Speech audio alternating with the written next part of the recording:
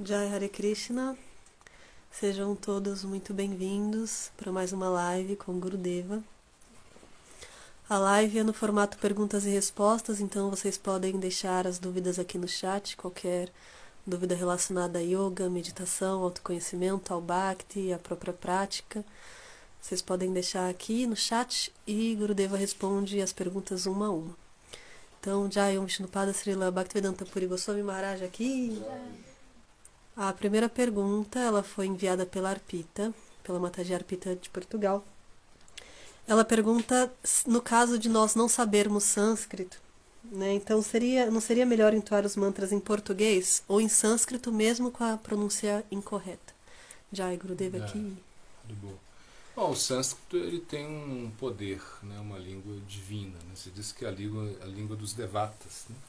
A língua dos oradores dos planetas celestiais. Né? Então e Krishna falou Bhagavad Gita em sânscrito, a maioria das nossas escrituras, o Bhagavata, né? São em sânscrito, né? São pronunciados em sânscrito. Claro, o Chaitanya Charitamrita ele já é em bengali, né? Tem alguns versos em sânscrito também. Então o sânscrito ele é a língua assim, mais espiritual, né, que o português, né?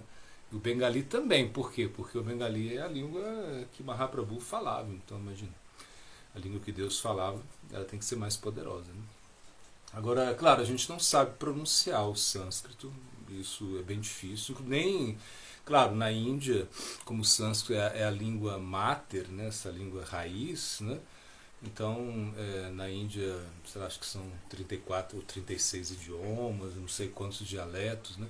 Então, eles têm uma facilidade para o sânscrito, né? Mas não que eles também, ou seja, estão na Bengala, na Orissa, no norte da Índia, eles vão pronunciar o sânscrito de uma maneira mais fácil, mas também eles não pronunciam de uma maneira correta, ou seja, é difícil, né?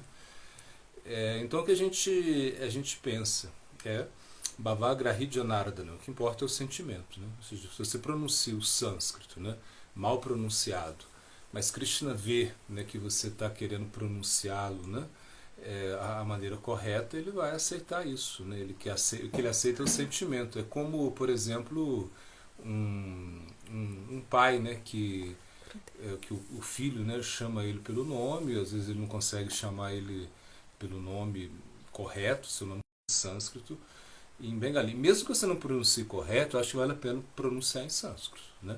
Agora, por exemplo, você quer pronunciar em português, né? Por exemplo, as canções, existem canções, né?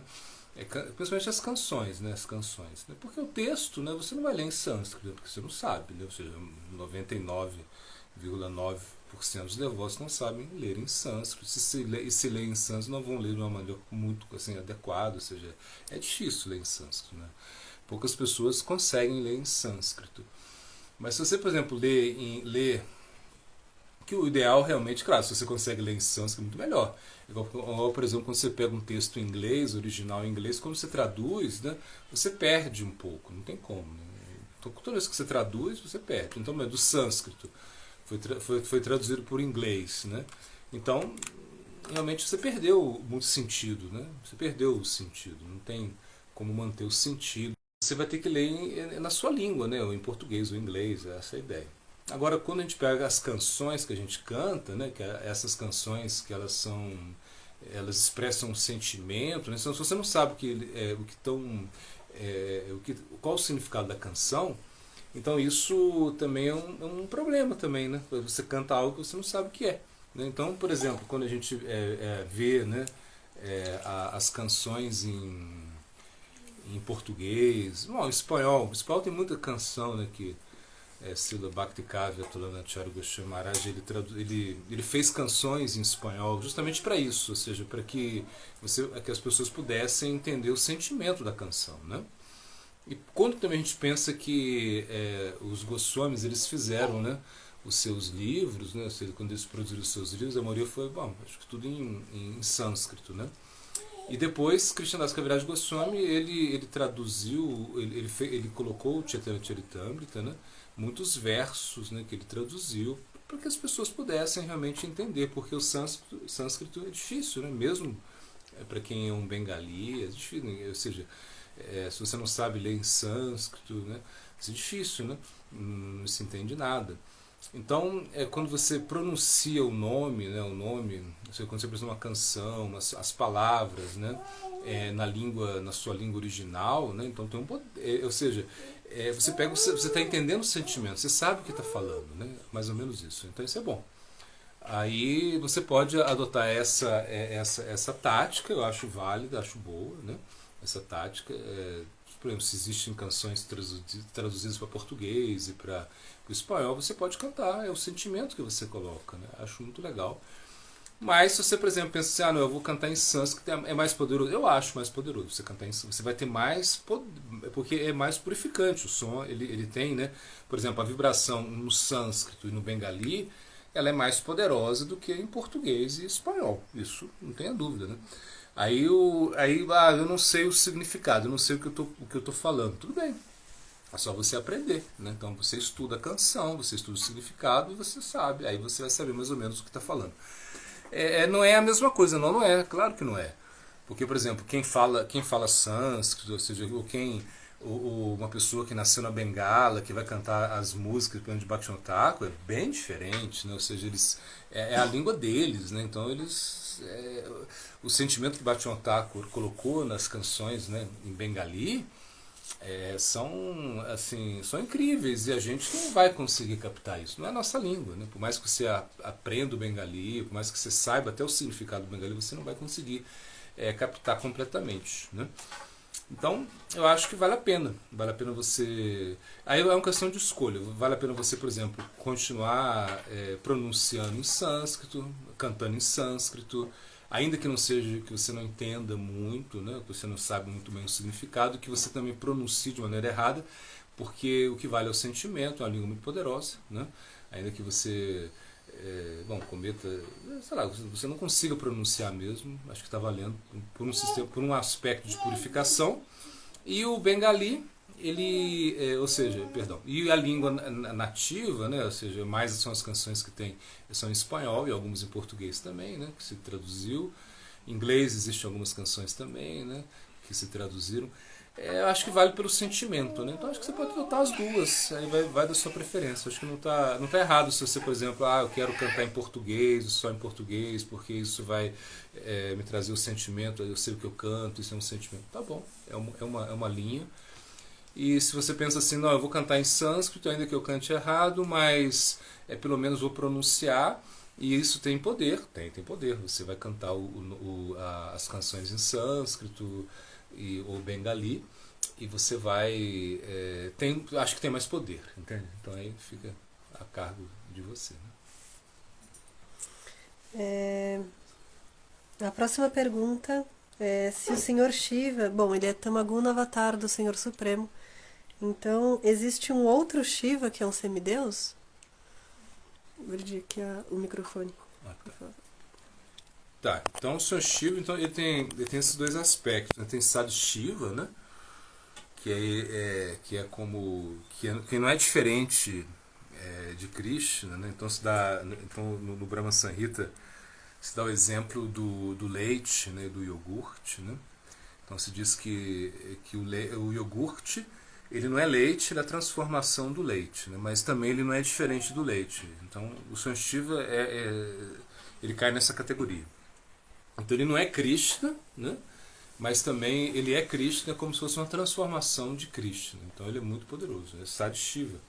Ou seja, então a gente entende esse aspecto como Gopeshvara Mahadeva, ou seja, que é o guardião da entrada de Vrindavana. Sem Gopeshvara Mahadeva, sem a misericórdia de Gopeshvara Mahadeva, você não pode entrar em Vrindavana, você não tem como, né? Então Gopeshvara Mahadeva, ele é como o porteiro, né? E ele fica ali selecionando as pessoas que podem entrar em Vrindavana. Então quem pode entrar em Vrindavana? Quem realmente não tem a mente, quem tem a mente em Vrindavana. Ou seja, quem abandonou o gozo dos sentidos, quem desenvolveu o desapego. Então o Senhor Shiva está ali como um porteiro mesmo, esse é Gopeshvara Mahadeva, né? Agora quando a gente pensa, né, que é Sad-Shiva, ou seja, esse aspecto de Shiva é um aspecto que a gente está muito apegado a ele, né? É o maior Vaishnava Jata Shambhu, ou seja, ele é o maior dos Vaishnavas, é considerado o maior dos Vaishnavas. Então, por exemplo, quando Parvati Devi, né, ela pergunta para Gopesha Mahadeva, ou seja, quando eles estão conversando, né, e aí Gopesha Mahadeva fala, ele fala Aradhananam Sarvesham Vishnu Aradhanam Paranta Shmat Paranta Pandevita Adanam Samarchanam. Então esse verso ele fala, é o verso que fala o quê? Que o Sr. Shiva ele fala, né, que o melhor tipo de adoração é a adoração do Sr. Vishnu, né? Aí nesse momento Parvati ela fica triste. Por quê? Porque ela adora Shiva, né? Ela falou, poxa, eu não adoro Vishnu, eu adoro Shiva, então como é isso? Ela ficou triste. E nesse momento o Sr. Shiva ele complementa o verso e fala, não, com certeza o melhor tipo de adoração é o Sr. Vishnu, mas aquele que adora aqueles que estão conectados com o Sr. Vishnu, esse é o melhor tipo de adoração. Então ela ficou feliz. Por quê? Porque Shiva é Tadiya, ou seja, ele é como um Vaishnava, é um aspecto. Se você adora Shiva, é melhor você adorar Shiva do que adorar Krishna. Em certo sentido. Mas no que? No aspecto Vaishnava, né? Assim, no aspecto são meus devotos, né? Mas aqueles que são devotos, que se dizem que são devotos dos meus devotos, quando você adora o devoto dele. Então esse é o ponto, né? Então Shiva ele tem um aspecto que é Sadashiva. Esse aspecto é o aspecto superior, é o aspecto que a gente adora. A gente ora para o Sr. Shiva. A gente não vai pedir bênçãos materiais para o Sr. Shiva. A gente não vai pedir nada. A gente vai pedir para quê? Para que o Sr. Shiva retire para nós, né? Retire de nós a nossa vaidade masculina, né? Nos dê desapego. Então vaidade masculina no sentido que a gente tem a tendência a desfrutar do mundo material. Isso é vaidade masculina, né? Então, mesmo a mulher também tem essa vaidade masculina, todo mundo tem. A entidade viva condicionada tem vaidade masculina, nesse sentido de querer desfrutar, né? Dos objetos dos sentidos. Agora, quando a gente pensa, né, em orar com o Sr. Shiva para tirar a vaidade masculina, para dar desapego, é para quê? Para a gente entrar em Vrindavana, essa é a ideia. Então esse aspecto de Sadashiva é muito importante, né, a gente entender. E é diferente do que? Do Gunavatar. Então Shiva também ele é Gunavatar, ele tem um aspecto ele, como Rudra, ou seja, que ele destrói o universo, né? Ele está fazendo um serviço assim de... o Sr. Shiva está dando misericórdia, né, para vários seres sutis, né, que estão numa posição assim, inferior, como os fantasmas, os duendes, né? Enfim, ele está como dando alívio a esses seres, né? Ele também ele consegue ou seja, ele coordena o modo da Tamoguna, né? O Sr. Shiva ele como, né? Então por isso, por exemplo, que existem 6 Puranas, né? 6 Puranas que estão no modo da Tamaguna, ou seja, que tratam do modo da Tamaguna, né? Então esses Puranas vão colocar Shiva como a suprema personalidade de Deus, ou seja, Shiva como supremo. Então as pessoas vão adorar a esse aspecto do Sr. Shiva também. Então as pessoas adoram o Sr. Shiva, né, nesse aspecto de Gunavatar, aí adoram para benefícios materiais, assim, a gente vê na Índia ele é muito popular, o Sr. Shiva, né? Vocês conseguem muitas bênçãos com o Sr. Shiva, ele se satisfaz, né, de uma maneira muito fácil, esse é o Sr. Shiva. Agora, não é a nossa linha, a gente vai adorar Shiva mais como esse aspecto de Sadashiva, né? Ou seja, esse aspecto que ele é o melhor devoto de Krishna e você vai orar para ele pela devoção. Então essa é a ideia, né? Jai Gurudev, muito obrigada. A próxima pergunta é: qual a importância de cantar o Mahamantra Hare Krishna em voz alta? Então, a importância de se cantar o Mahamantra Hare Krishna em voz alta, eu acho que para melhor concentração, na verdade. Porque, por exemplo, se você canta ele em voz baixa, né, ou se você canta ele mentalmente, né, que é considerado até superior, né, como isso é um Namismarana. Né? Então, Namismarana é você cantar o Mahamantra mentalmente e você vai ficar pensando, né, no Nama, né, assim, no Mahamantra Hare Krishna mesmo. Você vai estar cantando mentalmente. Isso é muito elevado, só que para a nossa mente descontrolada, é difícil, não é fácil, porque quando você canta, quando você faz Namishmara, né, você precisa estar muito concentrado. Você não pode se desconcentrar, porque você está só mentalmente. Né? É como o Gayatri, os Gayatris também são assim.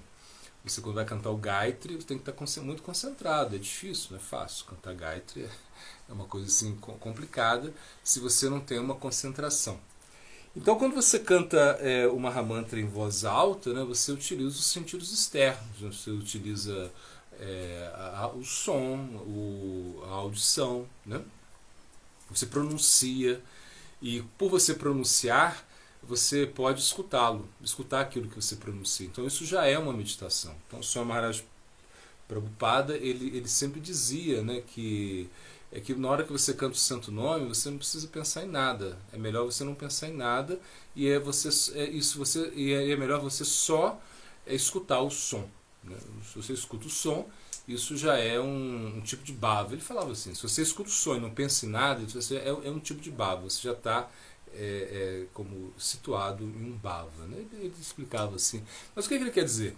Ele quer dizer que se você consegue escutar aquilo que você canta, né, é muito poderoso. Por exemplo, quando você canta os Gayatris, né, que são mentalmente, né, você vai ver que eles são poderosos, claro, são poderosos.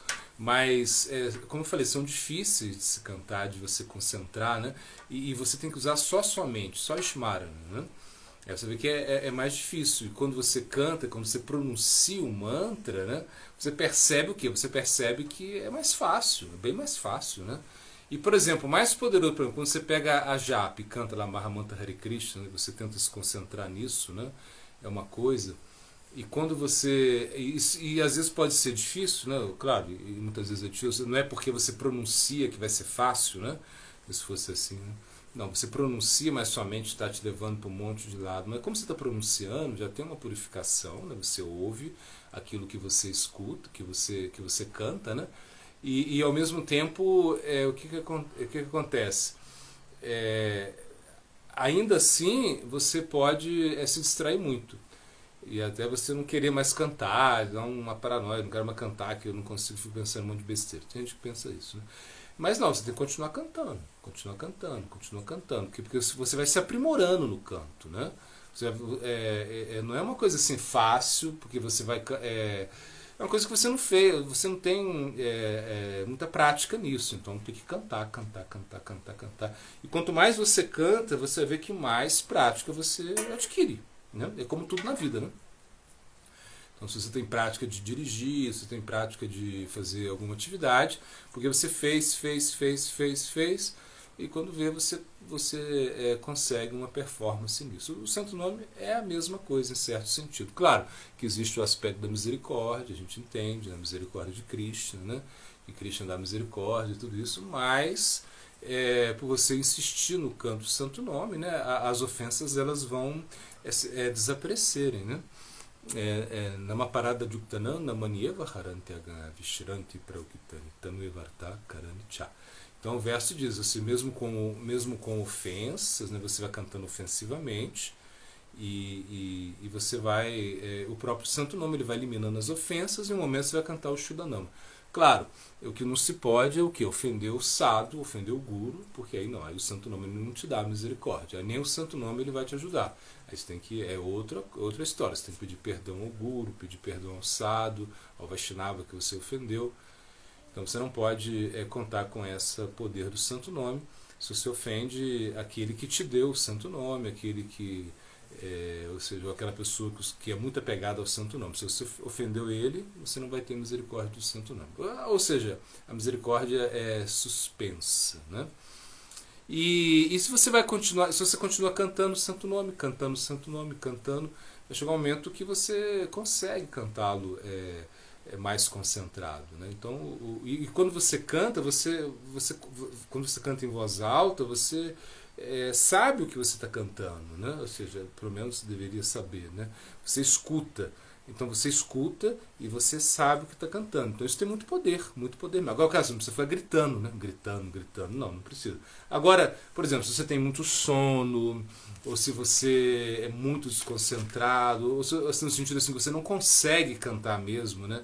em voz alta. E quando a gente fala em voz alta, é mais ou menos o que você... É para você escutar, é para você, não precisa ser para os outros, né? Você canta o Mahamantra para você escutar. Aí tá ótimo.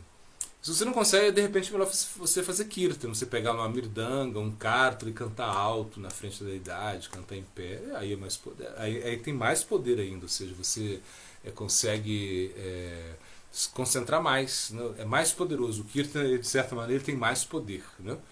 Então essa é a vantagem, é uma das vantagens de cantar o santo nome em voz alta, né? É mais fácil se concentrar, né? Ou seja, ele é mais poderoso em certo sentido. Para Kali Yuga, ele é muito mais poderoso, né? Kali Yuga, nossa mente, os sentidos externos são muito descontrolados, é difícil você se concentrar em Kali Yuga internamente. Então é melhor você realmente cantar em voz alta e escutar o que canta, né? Aí você sabe também se está cantando bem, se não está cantando, o que precisa melhorar, né? E aí, claro, você canta em voz alta e pensa também, pensa em Krishna, pensa em Radha, pensa em Balarama, pensa... E aí você pensa em Vrindavan, né? Essa é a ideia, né? Jai Guruji, muito obrigada. A próxima pergunta é: os devotos Hare Krishnas, né, praticam a adoração às deidades, como Radha e Krishna. Então, como os devotos justificam essa prática em relação ao conceito cristão de idolatria? Claro, é que como, por exemplo, a idolatria é quando você adora um ídolo, né? Ou seja, isso é idolatria. Um ídolo é uma coisa inventada, né? Então, na nossa teologia, né, na teologia Gaudiya Vaishnava, a gente não está adorando um ídolo, né, uma coisa que é inventada. Não. A gente adora algo que é real, ou seja, que se manifesta no mundo material, né, através de uma forma, sim. Então, por exemplo, Krishna ele se manifesta através de Archana Vigraha, ele se manifesta através da deidade, e nós adoramos a deidade, sim. Só que essa deidade ela tem uma forma, né, ela é feita de um certo material, sim, né, claro. Ela pode ser feita de bronze, de madeira, sei lá, de barro. Só que isso é para quê? É para que a gente possa ter o contato com a deidade, né? Para que você possa visualizar a deidade, né? Para que você possa tocar na deidade, para que você possa colocar a deidade para dormir, para que você possa alimentar a deidade. Então essa forma que se manifesta, né? Ela é como para nós adorável. E claro, que num conceito, né, mais correto, você não é até ofensivo você, por exemplo, pensar que a deidade é feita de quê? De cobre, de prata, ou que a deidade é feita de barro, de madeira. É ofensivo, isso é ofensivo. Porque você deveria pensar que ela é Krishna mesmo, ou seja, uma manifestação divina. Krishna se manifesta através dela. Então, o Haribhakti Vilas, que é o nosso Bhakti, um Bhakti Shastra, né, que é o nosso Smriti Shastra, são as nossas escrituras como um código, né, ou seja, como um livro de consulta assim, para regras e regulações, mais ou menos isso, que é um livro de Sanatana Goswami, e ele fala, na medida que quando a deidade, uma pessoa está esculpindo, né, a deidade, né, imagina, quando ele termina de esculpir a deidade, aí Krishna já está ali, assim, de certa maneira. Krishna já está ali. Então você tem que. Então, ela é digna de adoração. Ah, mas não teve o Prana Pratishta. O Prana Pratishta é o quê? Prana significa vida, né? Significa vida. Quando você instala a deidade, né? Prana Pratishta. Então, quando você realmente consegue, né? Quando você dá vida à deidade. O que é dar vida à deidade? Significa quando um guru, um sadhu, né, ele convida a deidade para entrar nessa murti. Né, entende? Então Krishna convida Krishna, né, ou sei lá, Gauranga, que é Krishna, ou Radha, para entrar na deidade, na murti. Né? Então ela se torna uma deidade instalada. Né? Instalada. Mas isso pode ser, claro, quando você vê o Haribhakti Vilas, você vê que é uma cerimônia assim, bem difícil de fazer. né? Assim, se você vai instalar a deidade segundo eles indicam, né? Você vê que é difícil, não é fácil não. Para pessoas que são mais experimentadas mesmo. Mas você pode instalar ela de uma maneira mais simples, né? Uma pessoa, por exemplo, você pode um sadhu, ele pode simplesmente fazer uma abhisheka, né? Que é como um banho, né? Na deidade, né? Ele pode fazer isso, né? Um banho, pode fazer o panchagávya, né? Que são os cinco produtos da vaca, né? Enfim, e faz um banho, se dá um banho na deidade, abhisheka, e a deidade está instalada também, né? Na verdade, se explica que o desejo do Vaishnava, né, é de que Krishna possa estar na deidade, isso já é suficiente. Mas tem essa outra instrução também, que a deidade, quando ela já está confeccionada, Krishna já está. Então você tem que adorar ela. Então você pensa assim, essa deidade ela não é instalada, então eu não preciso adorar ela, não preciso ter muitas preocupações. Não, você precisa. Você vai falar, não, é uma deidade, a deidade, quando se faz diferença entre deidade instalada e deidade que não é instalada, isso soa meio estranho, entende? Significa que você já está querendo negligenciar a deidade que não é instalada. Uma coisa assim. Isso é uma mentalidade equivocada. Então, se é deidade, e se você instalou significa que você começou a adorar, tem que adorar ela para valer. Entende? Agora, idolatria seria o quê? Se você adorasse uma coisa sem sentido, né? Que não tem sentido. Agora, claro, por exemplo, existe um segmento cristão, né? Que é contra, né, a adoração de santos, né, ou seja, né, como, por exemplo, na Igreja Católica, que eles adoram santos, fazem procissão com santos. Né? Então, existe uma corrente cristã que pode ser contra isso, seguindo alguma instrução da Bíblia.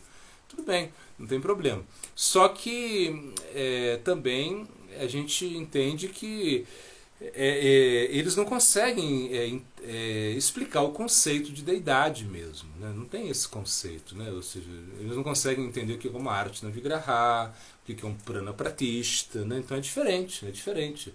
Então, e eles podem, e esses segmentos cristãos, eles podem se assustar quando vêm as nossas deidades, quando vê Sonishinra, enfim, podem se assustar mesmo, né? Eles vão como criticar isso, como também criticam a adoração dos santos, né? Porque acreditam que isso é contra os preceitos da Bíblia. Né? Mas é isso, porque é uma falta também de teologia, assim, uma falta de conhecimento, assim, conhecimento escritural, que nós temos muito, né? Que apoia a adoração da deidade. Então nós adoramos a deidade com base escritural, né? Então, adorar a deidade é uma do Srimurtira Shraddhaya Sevaya. Então, uma das principais atividades do serviço devocional, uma das angas principais. Você adora a deidade com fé e devoção. Então, instalar deidades, adorar deidades, né? Isso é muito importante pra gente, né? Ou seja, agora, você pensar, não, eu posso cantar só o santo, não pode, mas a deidade vai ajudar muito. A gente precisa ter deidades, né? E ela é bem diferente de uma adoração de ídolos. Isso é completamente diferente. Então a adoração, a arte da Vigraha nossa, né? A adoração da deidade, é muito poderosa e está baseada nos Shastras, né? Então é isso que a gente entende, né? Jai Guruji, muito obrigada. A próxima pergunta é, Jai Gurudeva, reverências. Reconheço a minha tendência em querer reconhecimento e apreciação pelos meus esforços espirituais. Então, nesse sentido, como eu posso abandonar esse desejo por gratificação pessoal e simplesmente servir com humildade e amor?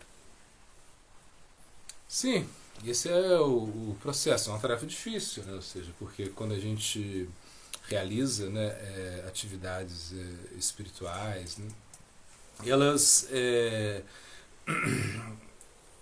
o que vem junto a isso, né, é o pratista, ou seja, a tendência, né, por nome e fama, né? Isso é normal, assim, normal no sentido que faz parte da natureza humana, né? Ou seja, antes da gente nós somos praticantes da vida espiritual, né? A gente praticamos o Bhakti Yoga, enfim. somos da Gaudiya somos da linha da Gaudiya Vaishnavismo, tudo bem. Mas a gente é humano, né? A gente é humano, não tem como. Né? Então você falar assim, dentro da prática devocional não existe inveja, não existe disputa, não existe orgulho, não existe luxúria, não existe raiva, não existe ira, né? Seria uma utopia você falar isso. Não existe, ou seja, tá cheio disso, né? É o que mais existe na realidade. Né? Por quê? Porque todo mundo aqui está querendo se curar, né? Então a gente aqui não vai encontrar perfeição. Perfeição você não encontra. Está todo mundo num processo aí, a maioria dos devotos, né?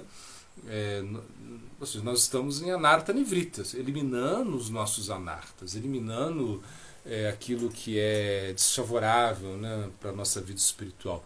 Então nesse processo vai haver essa tendência e esse desvio, né? Você faz um serviço e você pensa que é você que faz, né? É que você que controla, que você é importante, que você é o centro, né? Isso é um grande problema. Agora, não é para desanimar, entende? É para continuar. Então você continua. Agora, como você faz isso, né? Servir sem desenvolver esse ego, né? Esse ego que atrapalha demais, né? Bom, eu acho que a primeira instrução é seguir a instrução de Sridhara Swami, que ele falou, né? Primeiro você ora, depois você realiza o serviço, né? E não o contrário, né? Então por isso tem esse verso, Naham vipro nachanarapatir napivasho nashudro naham varnina chagrihapatir novanasho dyativa kintu prodani kila paramananda puro nambrita bide gopi vartu pada kamalyo dasanu dasaha. É um verso muito importante, né? Que está no Chaitanya Charitamrita, até dizem que ele foi falado por Chaitanya Mahaprabhu, né?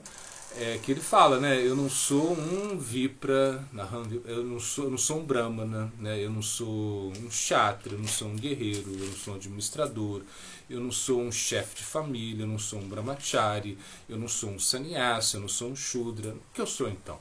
Eu sou um servo do servo do servo, né, do Senhor das Gopis. Esse é um verso muito importante, que inclusive é falado pelos pujaris, deveria ser falado, quando eles entram, né, na puja. Antes de fazer a puja, a adoração, eles deveriam recitar esse verso. Para quê? Para realmente criar essa consciência. Né? Você é um servo do servo do servo do servo do Senhor das Gopis. Essa é a coisa. Então você não está servindo diretamente. Né? Então esse também é o nosso preceito, né, de Guru Parampara. Você não está servindo de uma maneira direta. Né? Você serve através de um Vaishnava. Né? Então tudo que você realiza é através de um Vaishnava. Você não realiza uma coisa direta. Né? Não é que você tenha a capacidade de realizar isso, a capacidade... Então na realidade a gente está o quê? A gente está sendo utilizado no serviço. Nós somos uma ferramenta do serviço. Né? Então, por exemplo, eu gosto de pensar assim, o que é mais importante? Né? O serrote, o martelo ou o carpinteiro? Né? O carpinteiro é mais importante, se você pensa assim. Né? Porque o serrote você pode trocar, né? Mas o carpinteiro, ele que é o cara que está fazendo a obra. Né? Então isso vai fazer muita diferença. Né? Então a gente tem que pensar assim, que nós estamos sendo utilizados no serviço a Krishna, né? E que a gente não tem tanta importância assim como a gente pensa. Eu sou tão importante. E esse é o ego que deveria ser destruído. Né? Então, entender também que o Bhakti é um movimento de cooperação. Né? O Bhakti significa cooperação. Não é uma coisa de disputa, né? Não é de disputa, né? Você ficar disputando, né? Quem sabe mais. Né? Uma vez se conta, né, que quando o Sr. Maharaj Prabhupada estava no Ocidente, né? Bom, os devotos faziam uma competição, era como era um jogo, assim, né? E eles faziam perguntas, né? Por exemplo, quem foi adorado no Rajasuya? Uma coisa assim. Aí o devoto fala, Krishna, tá, e tantos pontos, assim era, né? Quem Krishna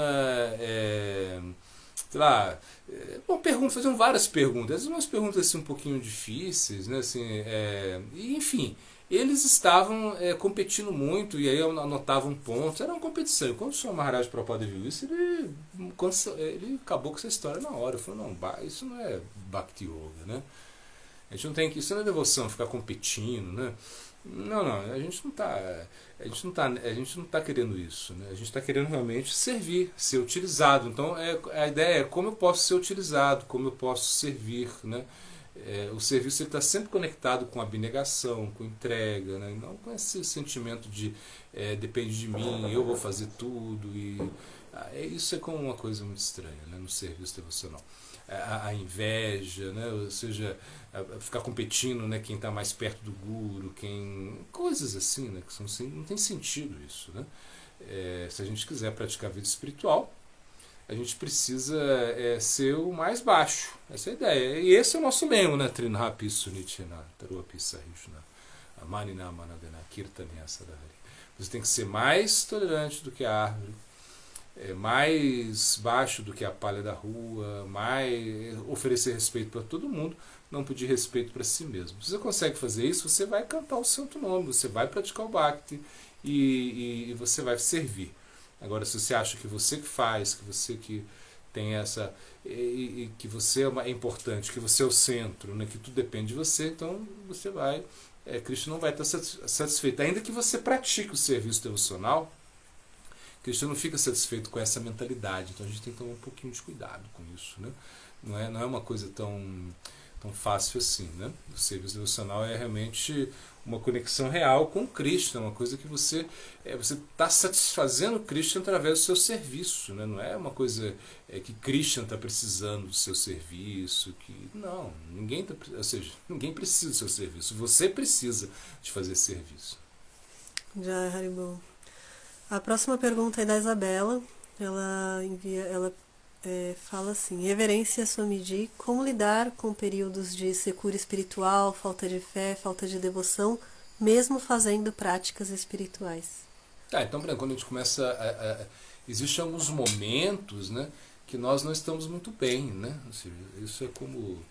Não é que é uma coisa assim progressiva, que você vai subindo igual um foguete, não é isso. Você vai subindo, aí você volta, e você... essa fase, né, que a gente fala de Anartha Nivriti, né? Uma fase de muitas distrações, né? Então não é uma coisa assim que você começa a praticar a vida espiritual e você vai só para cima, você não tem nenhum problema, não tem nenhum obstáculo. Não, tem alguns momentos que a gente realmente a gente vai estar em fases assim realmente escuras, assim, fases que não são muito favoráveis para a nossa vida espiritual. Isso acontece. Mas nem por isso a gente tem que perder o entusiasmo. Então a gente tem que pensar o seguinte: se agora está difícil e eu continuo praticando, e essa é a instrução que você não pode deixar de praticar. Então, se você canta, sei lá, 16 voltas ou 32 voltas, não importa que você canta os seus gaitris, né, os seus estudos, você tem que continuar com isso, né, o seu serviço, algum serviço específico que você faz ao guru, você continua com isso, mesmo estando numa fase difícil. Porque se você deixar isso, vai ser mais difícil. Entende? Você não pode desistir. Porque, claro, a nossa mente é muito doida, né? Cada hora ela está num local, cada hora ela gosta, não gosta, raga do eixo, é uma coisa muito estranha a nossa mente, né? E a gente precisa o quê? A gente precisa entender que se você não pratica, vai ser mais difícil. Se você desanima, vai ser mais difícil. Se você fica depressivo, vai ser pior, né? Claro, você canta e não sente nada, você adora a deidade, a deidade não falou com você, ou seja, ela não te pediu nada, você está ali anos e anos, você não sentiu nada, em momento, sabe? E isso vai passar mesmo, é assim mesmo, é assim, né? Então a gente entende o quê? Que nesses momentos assim, de dificuldade, né, a gente precisa ganhar força. É nesse momento que a gente vai ganhar força. Porque se a gente supera esses momentos, né, vai ser mais fácil depois para a nossa prática cotidiana, nos momentos normais. Assim, né? Então eu acho que esses momentos assim, de dificuldade, de uma certa, sei lá, um certo tédio espiritual, depressão, uma coisa assim, né, eu entendo, eu acho que é isso. Você chega um momento assim que dá aquela coisa assim, poxa, por que eu estou fazendo aqui? Eu não sinto nada, e como, né, eu canto, mas está difícil, eu não consigo, né, me concentrar, e cada vez está mais difícil, e de repente alguma coisa externa também acontece. E pode acontecer, né, problemas externos, problemas de saúde, problemas, sei lá, com a família, com a sua profissão, não sei, com o governo. E isso que vai acontecer? Vai acontecer que são fatores assim que vão nos desanimar um pouco. É normal. Acho que isso é normal. Encarar isso com naturalidade. Você ficou desanimado, ficou meio sem perder um pouquinho o entusiasmo, né? Porque a situação está difícil, situações assim complicadas, externas, o meio ambiente também desfavorável. Mas você continua essa é a instrução, continuar praticando, continuar cantando, né? Continuar servindo, continuar adorando, continuar estudando, lendo, né? Fortalecendo a sua inteligência, não parar com isso, né? Se você para, é pior, né? É como, por exemplo, se você tem sei lá, tem um problema, né, na saúde e você não quer tomar remédio, sei lá, uma coisa assim, não, porque eu já tenho um problema mesmo, então não quero tomar remédio. Não, tem que tomar remédio, tem que ir ao médico, tem que fazer as coisas. É assim que a gente deve pensar. Os problemas são para serem resolvidos e fases difíceis, elas existirão, mas é para a gente tolerar isso e depois sair dessa fase. Isso não vai durar para sempre. Acho que também esse outro sentimento que a gente tem que desenvolver. O que está acontecendo comigo agora, essa falta de ânimo, né, esse desânimo que eu tenho um pouquinho, essa depressão espiritual, né, minha, isso vai passar, isso vai melhorar. Em algum momento eu vou estar melhor. Né? No momento eu vou estar mais entusiasmado, eu vou estar com mais ânimo, eu vou conseguir praticar melhor. Né? Então sempre esperando, né, o futuro, eu acho. Né? Porque o que Chaitanya Mahaprabhu nos entrega é um prospecto assim, de ideal, um idealismo mesmo. Né? Como Cícero Maharaj ele dizia, né? A gente não deve julgar um homem pelo seu passado, né? Isso é uma coisa assim, fácil de se entender, que as coisas que você fez no passado elas não têm a menor importância agora na sua vida espiritual. Né? O passou, tudo bem. Agora, o que você... as coisas que você está fazendo no presente que são importantes, na verdade, a sua prática, a sua determinação, o seu desejo de se conectar com o transcendente, isso é muito importante, isso é importante. Mas Samaraj fala que na concepção de Chaitanya Mahaprabhu, o que a gente tem que perceber mesmo, né, e poder julgar a pessoa é pelo seu futuro, ou seja, o seu ideal. Então, o que você quer, o que você deseja. Então, isso, assim, se o seu ideal é grande, você vai ser julgado como uma pessoa grande. Né? Então, esse é o ponto. Né? A gente tem que ser julgado, né, pelo nosso ideal. Então, por exemplo, se o meu ideal ele é grande, se eu tenho um ideal elevado, ainda que agora eu esteja numa situação difícil, né, eu vou meditar no meu ideal.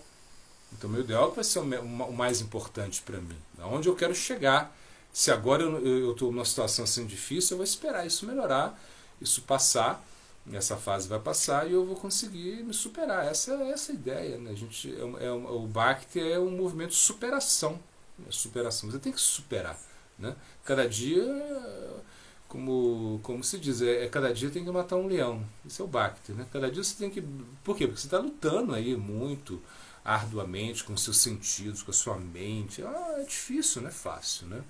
Não é uma coisa assim tão fácil. Ninguém disse que seria fácil, né? Ou seja, é difícil, né? E se disseram foi meio propaganda enganosa, né? Como cante, seja feliz, isso é meio propaganda enganosa. Claro, não é tão fácil. Você vai ser feliz, vai, mas em algum momento. E você é feliz por quê? Porque você está praticando, essa é a sua felicidade. A felicidade que você tem é o canto, você está cantando, mas só que você vai ter muita dificuldade, você vai ter obstáculos. Isso é vida espiritual. Jai Guruji, muito obrigada.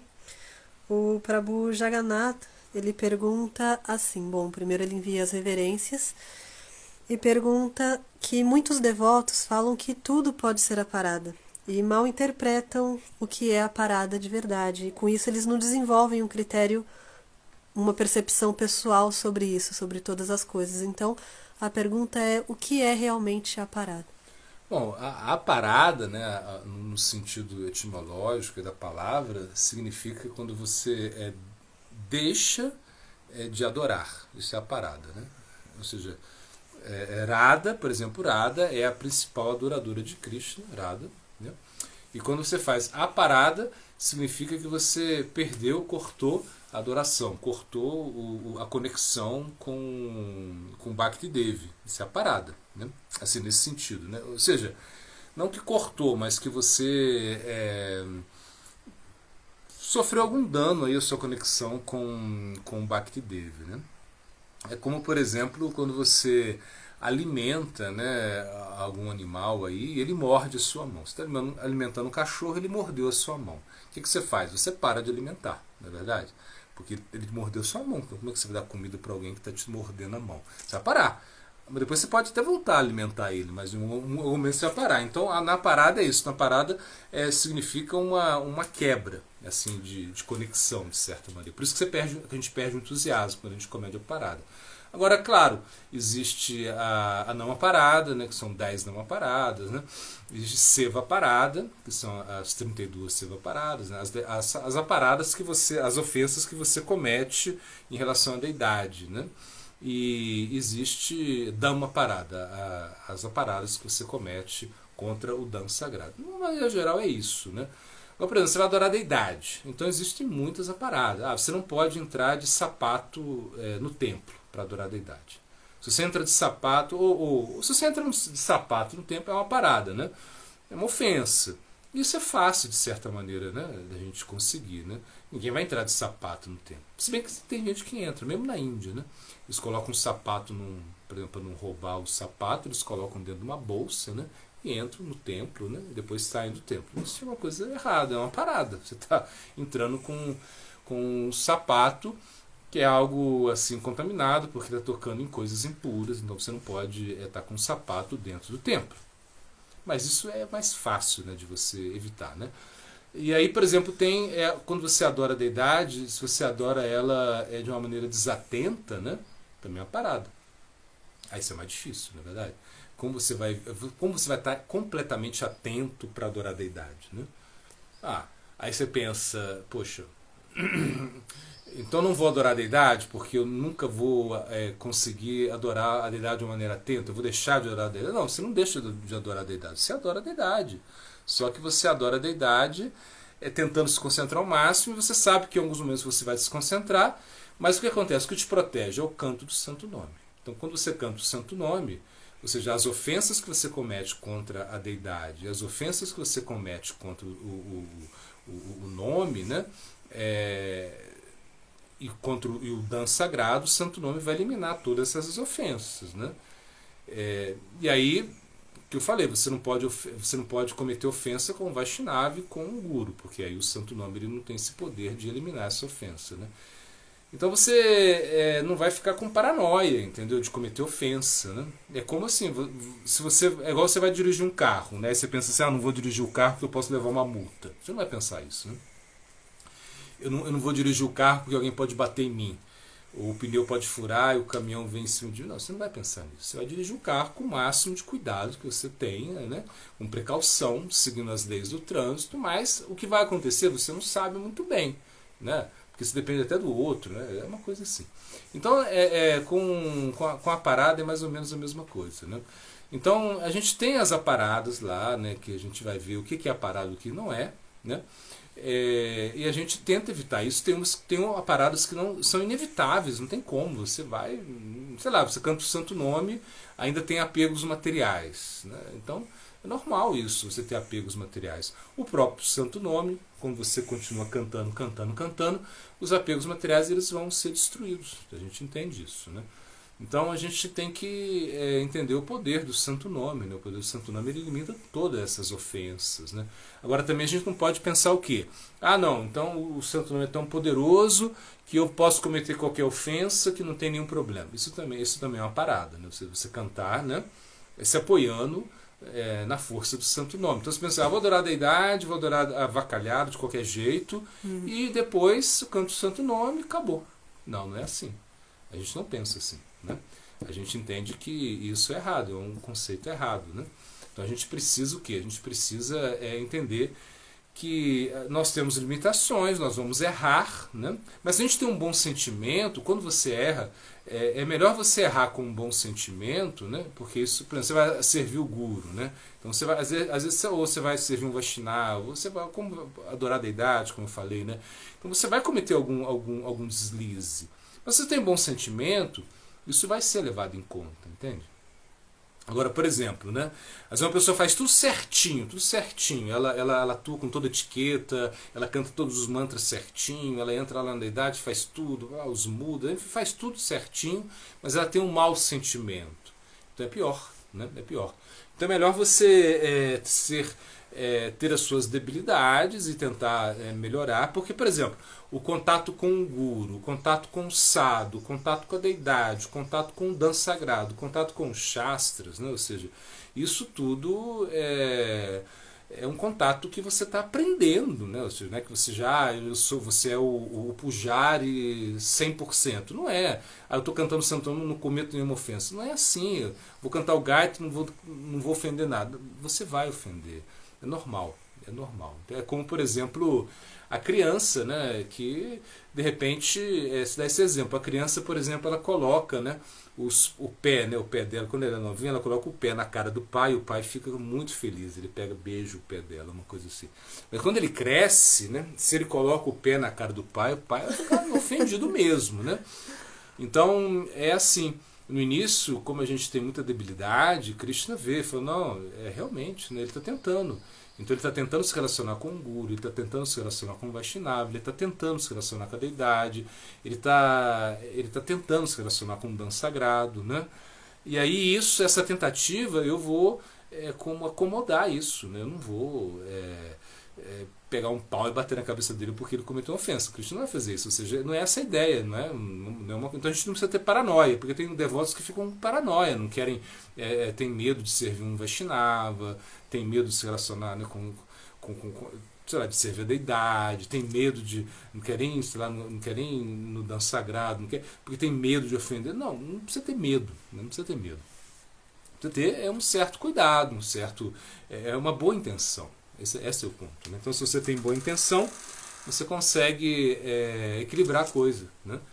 Não ser negligente, tentar seguir as regras, o máximo, porque existe aí o Haribhakti Vilas, tem vários livros aí que trazem o que é ofensa, o que não é ofensa, tudo que você tem que fazer, você tem que seguir isso, entendeu? Seguir isso, né? E sem paranoia, tentar errar o menos possível, claro, né? Estou fazendo errado mesmo, mas o que importa é o meu sentimento, o meu bom sentimento. Também não é isso, né? Você está fazendo errado, tenta melhorar, se erra, tudo bem, mas você está tentando, né? Então, esse é o ponto. Né? Jai, Guruji, muito obrigada. A próxima pergunta é: o Guru ele tem liberdade para adaptar as escrituras de acordo com as circunstâncias? Então o Guru ele tem liberdade para adaptar as escrituras, sim, mas uma certa liberdade, né? Então, o grande problema, César Maharaj ele diz que o grande problema do Guru é a liberdade que se dá a ele, ao Acharya, né? Ele fala que o grande problema porque o Acharya tem muita liberdade, né? Porque ninguém está por cima do Acharya, ninguém está por cima do Guru, né? Então ninguém está aí corrigindo o Guru, nem corrigindo o Acharya. Ele tem uma certa independência e ele pode usar essa independência. Acho que isso como é uma coisa que é da prerrogativa do Acharya, do Guru, né? Só que ele tem que ter um certo cuidado, né? Ou seja, ele não pode abusar disso, né? Por exemplo, sei lá, Swami Maharaj Prabhupada, ele veio para o Ocidente. Então ele adaptou muita coisa, né? Porque ele sabia que os ocidentais eram diferentes. Por exemplo, esse conceito, né, de mata, né? Mata é o templo, E numa mata, num templo, só moram brahmacharis e sannyasis. Não moram mulheres, não moram casais. Era mata. É um conceito de brahmachari e sannyasi. Só que o Sr. Maharaj Prabhupada veio e nos templos dele ele colocou os homens e mulheres morando juntos. Ele foi criticado por isso, né, pelos seus irmãos espirituais, inclusive, né, que não compreenderam muito bem ele. E ele dizia, olha, no Ocidente é diferente, né? Um pouco diferente lá, né? Eles cresceram com um contato, convívio entre... Eles têm um convívio muito grande, e não tem jeito de ficar separando eles, né? Fazer só um tempo de homens, um tempo de mulheres, isso não vai dar certo. Então o Swami Maharaj Prabhupada adaptou isso, né? Ou seja, claro, só estou dando um exemplo, assim, muito, né? Por exemplo, o canto do Gayatri, né? As regras e relações para se cantar o Gayatri, para se adorar a deidade. A gente vê, mesmo no Ocidente, no início, não tinha dote, né? Dote, não tinha, né? E Prabhupada, ele instalou as deidades, né? E ele viu que seus devotos adoravam elas de calça jeans, né? Uma coisa assim, né? Ele viu isso, né? E claro, depois se arrumou uns panos, depois vieram os dotes, e foi tudo se adaptando, né? E o Swami Maharaj Prabhupada, né? Ele conseguiu estabelecer um estándar assim, bem elevado de adoração da deidade, né? Até hoje isso se mantém, né? E muitas gaudias, né, até se estimularam com esse estándar de adoração da deidade, né? Então, por exemplo, quando um acharya, né, ele vê uma afirmação nas escrituras, né? E ele tenta colocar isso para a circunstância atual, né?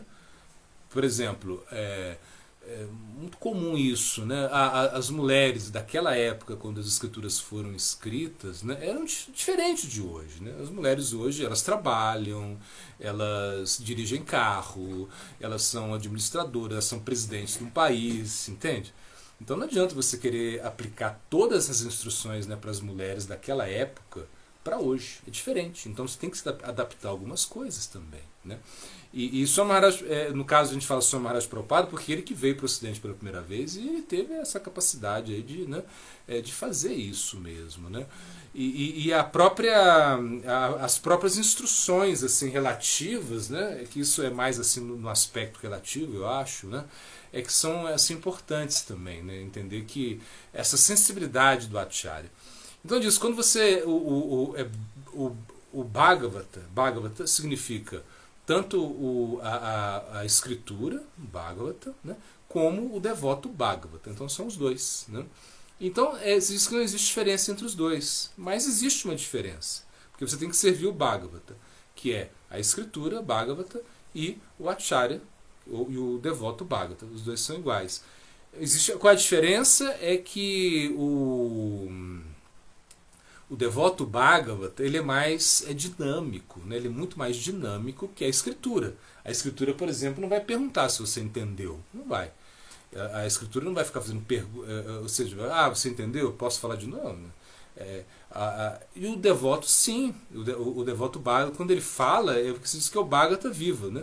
O Acharya, ele é como a escritura viva, mais dinâmica, então ele vai te responder de uma maneira mais dinâmica. Então sim, o Acharya ele tem essa liberdade para adaptar as escrituras, né? Por exemplo, o que foi falado no Manusmriti, né? Hoje em dia você tem que se adaptar. Talvez seria melhor se tivesse um Manusmriti, que é como são códigos, né?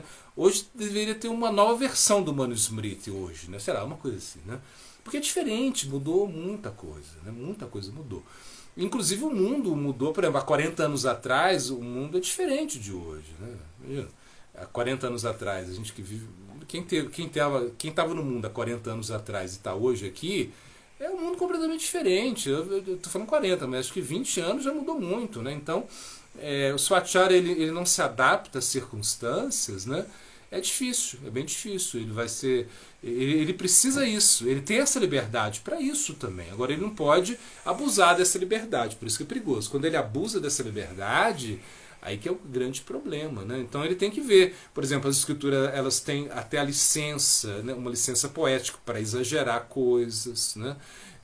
A gente tem que entender isso, o Acharya tem que perceber isso, o Acharya tem que mostrar para o discípulo, né, a diferença entre princípios e detalhes, né? Porque tem coisas que são princípios, isso você tem que seguir, ninguém não pode mudar, mas os detalhes você pode modificar também, você pode adaptar isso, né? Então o Acharya é bem mais dinâmico, né? Ele tem essa liberdade sim, para mudar de acordo com o tempo, lugar, circunstâncias, sem especular e também sem exagerar, né? Sem fugir do princípio, né, que é sempre se lembrar de Cristo, nunca se esquecer de Cristo. Essa é a ideia, né? Jai, Gurudev, muito obrigada. A última pergunta da live é sobre como Kuntidev encontrou força e fé em meio a tantos obstáculos. Então, eu acho que ela era... Porque ela é como, né? Eu acho que ela era uma devota pura, né? Ou seja, ela é uma associada de Cristo, né? Então, quando a gente olha assim, as orações de Kuntidev, que me manda, eu quero dificuldade, eu quero os obstáculos, eu quero que aconteça tudo aquilo que aconteceu antes, quero que aconteça de novo, né? Imagina, o filho dela foi envenenado, queriam queimar os filhos dela, roubaram todo o reino deles, né? Botaram eles no exílio, coisas assim. E quando Kuntidev começa a orar para que isso possa acontecer de novo, porque nesses momentos Krishna estava presente, né? Aí você vê que isso é para Kuntidev mesmo, não é para gente, né? Você não vai ficar orando, eu quero quebrar a perna amanhã, eu quero para ficar meditando mais em Krishna, quero... Não, peraí. Quero ficar doente para cantar mais japa, sei lá, uma coisa assim, né? Você não vai ficar pensando nisso, né? E na realidade, essa conexão que Kuntidev tem com Krishna, né? É uma coisa, assim, extraordinariamente de essência mesmo, né? Ou seja, eles estão conectados, Kunti é uma associada de Krishna, né? Então a gente entende que ela pode suportar essas coisas. Então se diz que Krishna não vai te dar um fardo maior do que você seja capaz de suportar, entende? Então ele não vai te dar uns obstáculos maiores do que você seja capaz de carregar. Essa é a ideia, né? Então ele não vai aí como te forçar a sua capacidade, né? Krishna não vai fazer isso, né? Ele vai realmente ter uma certa compaixão de você, ou seja, ele sabe até onde ele pode ir. Essa é a ideia, né? Claro que existe o karma, mas Krishna controla tudo, né? Você entende isso, né? Que Krishna está controlando tudo. Então Krishna ele vai estar atuando na sua vida, né? De uma maneira muito mais humana, assim, muito mais normal, podemos dizer assim. Krishna, Kuntidevi era anormal. Era anormal ela não era normal, assim, não é uma devota normal, né? Era Kuntidevi, era mãe de Arjuna, mãe de Bhima, mãe de Nakula Sahadeva, imagina, mãe de Yudhishthira. Então, sabe, tinha uma conexão assim, com Krishna, ela pensava em Krishna e Krishna aparecia. Então, por isso ela pôde suportar mais, né? Não é uma pessoa comum, né? Ela pôde suportar porque ela era uma devota pura de Krishna. Os devotos puros podem suportar qualquer coisa, né? Ou seja, qualquer coisa que aconteça na vida de um devoto puro, para ele vai ser uma bênção, ele vai poder suportar isso de uma maneira muito mais transcendental. Assim, externamente ele pode até estar sofrendo alguma coisa, né? Mas internamente ele está sempre absorto em Krishna, pensando em Krishna, cantando mentalmente o nome de Krishna. Se ele não pode cantar de uma maneira alta, forte, se ele não pode pregar, ele vai meditar em Krishna, enfim. O devoto está sempre conectado com Krishna. Então eu acho que é isso. Eu acho que Kuntidevi, por essa conexão eterna que ela tinha com Krishna, ela pôde suportar esses problemas, né? Jai, Guruji, muito obrigada. Chegamos ao fim de mais uma live. Agradecemos a presença de todos, a todas as perguntas que foram enviadas e nos vemos na semana que vem. Jai, Vishnupada Srila Bhaktivedanta Puri Goswami Maharaj aqui.